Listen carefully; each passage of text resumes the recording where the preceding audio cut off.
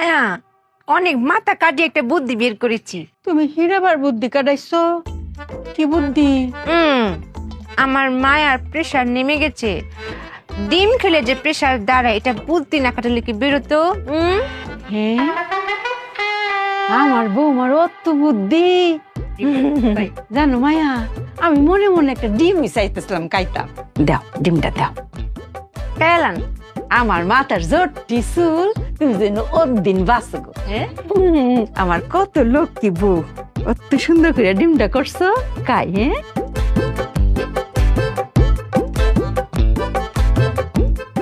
মায়া এখন থেকে আর কেউ বলতে পারবে না চুপিয়া ব্যাক কল।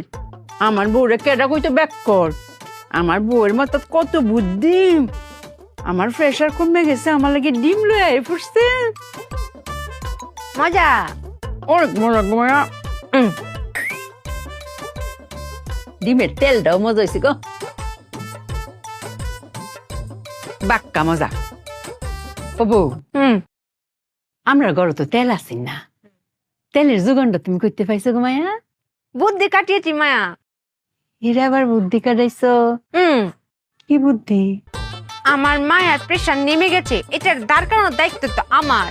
তা ভাবলাম মায়াকে একটা ডিম ভেজে খাওয়াই। চোরার কাছে গেছি ডিম ভাজতে, গিয়ে দেখি তেল নেই। এখন তেল ছাড়া আমি কি করে ডিম ভাজ করবো মায়া?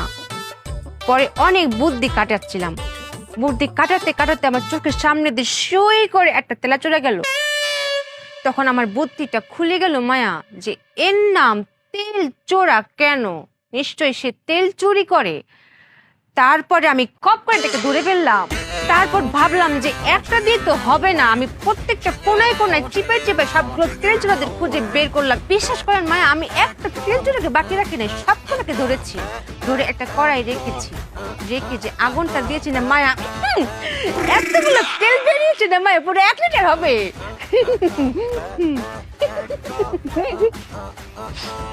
তুমি কি তেল চুরা তেল দিই ডিমটা বাজছো? এই তো মায়া, আমি একটা পেট্রোলের মতো কথা বলেছেন। খালি কি ডিম ভাজা, মাছ মাংস তরকারি সব হবে। আমি চুপিয়া যতদিন এই সংসারের বুকে বেঁচে আছি আর কোনোদিন তেল কিনতে হবে না মায়া। মায়া, আমার মাথায় বুদ্ধি শুধু ঘোরে।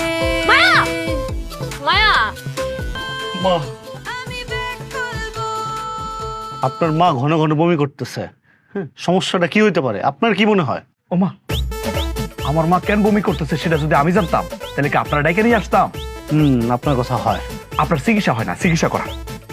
উপস্থিত